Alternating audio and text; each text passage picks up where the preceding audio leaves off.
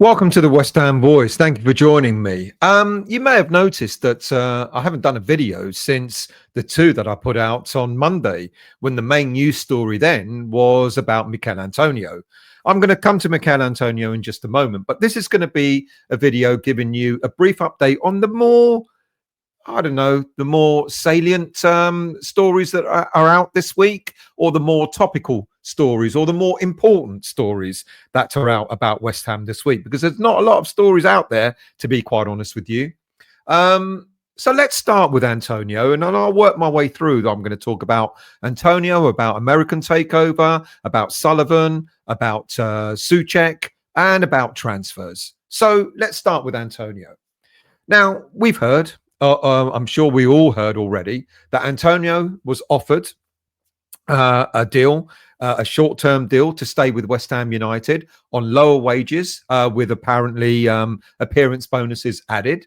And we've also now know that Antonio and his agents have turned that offer down, and they're holding out for a better deal from West Ham United. Now, apparently also there are two deals on the table from two other Premier League clubs, and there's also interest from Saudi Arabia. How do I feel about this? Well, in all honesty, if there are really better deals on offer for Antonio, then I think the player should accept them and move on.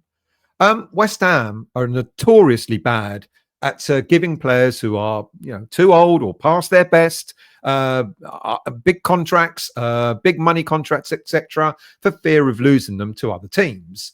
In this case, we should thank Antonio for the fantastic service that he's given to West Ham United, and both parties should move on. At his age, and with the fear that he may never fully recover from the accident he was involved in, we should not even really have offered him any kind of deal, in my mind. I know that sounds harsh, but let alone an improved one to what's, let alone give him an improvement to what's currently on the table.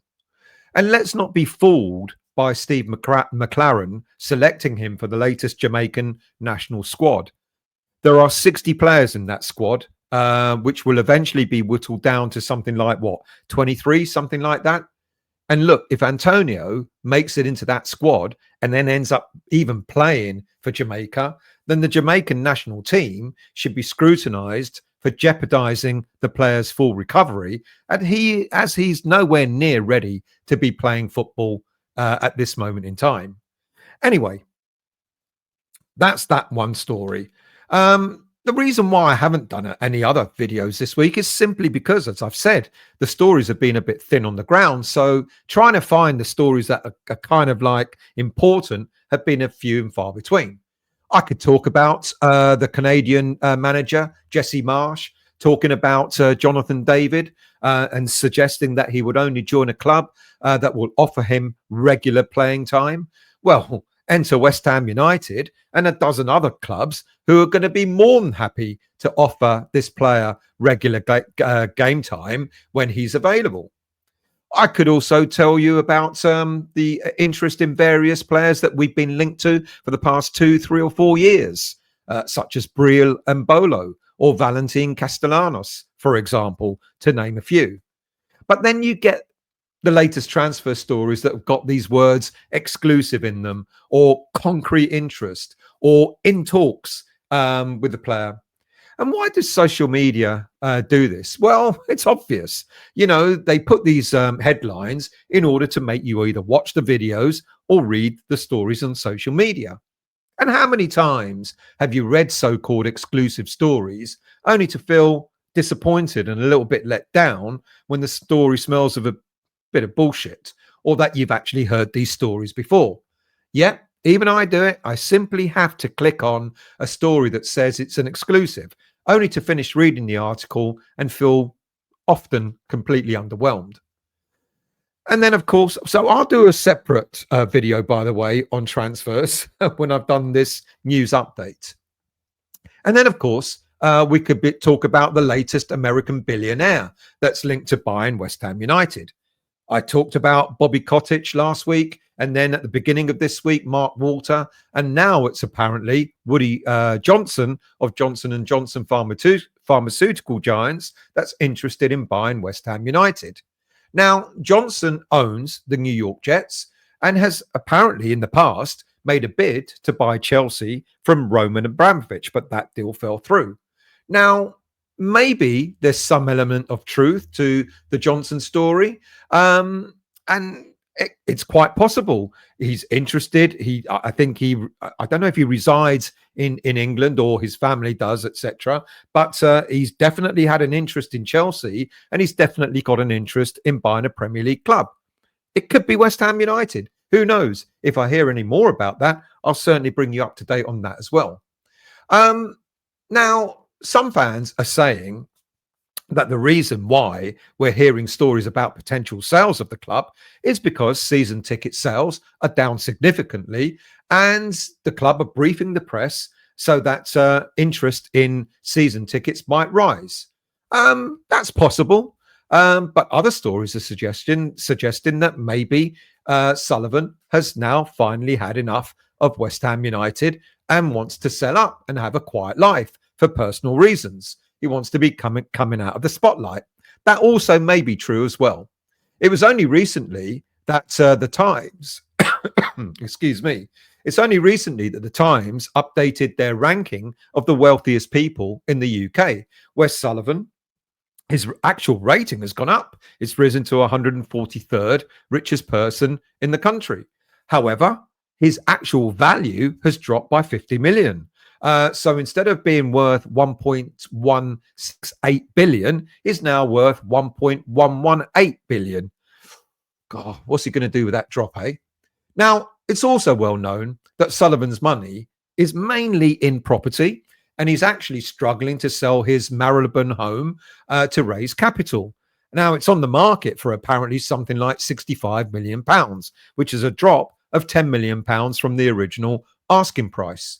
So, is Sullivan in need of serious capital? And might that tempt him to sell his stake in West Ham United to an American consortium? I guess time will tell. But what I do also want to focus on, really, the main story of today, is the story that's been hitting the headlines this week, and that's the supposed exclusive that appeared on West Ham social media columns and YouTube channels on Wednesday. And that, according to close sources, is that a close source to Thomas Soucek is that Graham Potter has decided to sell the Czech International this summer. Now, I'm aware where this source has come from, and it's someone who played a role in bringing Soucek to West Ham 5 years ago. So there may be some level of credibility to this story. Now, for many West Ham fans, Soucek is a bit of a Marmite type of player. You either love him or you don't. I'm firmly in the camp of appreciating what the player brings to West Ham. And when I've been reading some of the more positive comments about the player from fans and viewers who watch my channel, I've realized that something was right under our very noses. And that is Soucek is a good character and a good leader to have around. You see, those who don't like Soucek are right when they talk about his technical ability. He isn't very agile. He doesn't have any pace.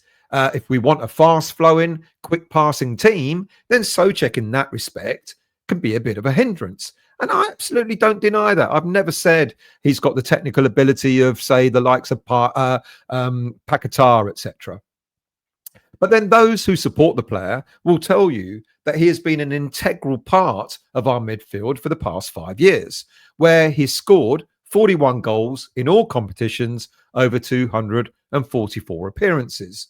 You see, this season alone, of the 9 goals that he scored, 2 have been match winners and 2 have managed to get us draws. So that's contributed towards 8 additional points, or 8 points that we've got in the league that we otherwise wouldn't have had without the likes of Soucek in the team.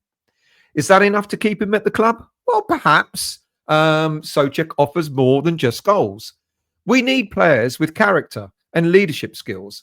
And these are other factors that I think need to seriously be considered when we're talking about Thomas Soucek. Throughout West Ham's history, or certainly throughout the history in my lifetime, we've always had characters, strong personalities in our sides. Strong players, not just physically, but mentally as well. Players that others would look up to and take leadership and inspiration from. Now, these players fall into two kind of categories when it comes to West Ham players that West Ham fans love and which depicts the West Ham way. There are those players who have got the flair and the character, the Di Canios, the Devonshires, the Brookings, the Pyatts, flair players with an end product, players who fans would actually pay entry money alone for just to watch them in action. And then there are players who have been the bleeding heart of West Ham United, the players who would sort of run through a brick wall for the club.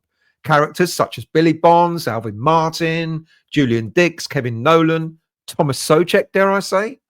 Now, none of these players are blessed with the grace of a Di Canio or the elegance of a Brooking, but yet have served the club well over the years. And we've grown to appreciate both types of players, the flair players and the solid players. But I'm not so sure that we have a proper array of both types of players in our current squad who will finish this season away to Ipswich on Sunday. Our flair players haven't shown up and don't seem to want to at West Ham. And we're severely lacking in grafters, with perhaps the likes of Bowen, Soufal, Wan-Bissaka and Thomas Soucek being the exception to the rule. And as for Soucek, he gets what it's all about to play for West Ham. He's humble, not big-headed. He's a grafter and has contributed much more to this team this season than most of the players that actually cost double or more than double what we paid for him. He wears his heart on his sleeve and he plays with a passion.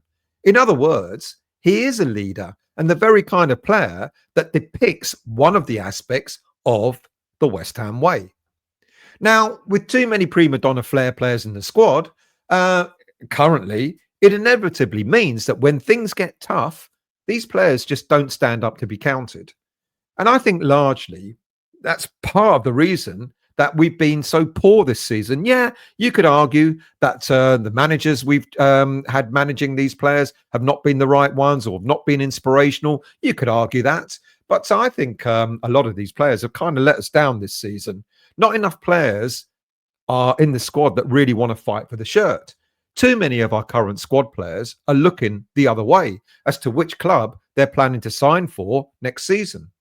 Now, we've heard the stories of the likes of Naif Gerd not wanting to return from his loan spell, Edson Alvarez already dropping massive hints in interviews that he's available should an offer come in, that Nicholas Füllkrug would welcome a return to Germany so that he can secure his place in the German World Cup squad next year, and the apparent John Claire Todibo story that he regrets coming to West Ham in the first place. And of course, then we have Mohamed Kudus and Lucas Paquetá only turning up for games when we're only facing the greedy six in order to put them in the shop window.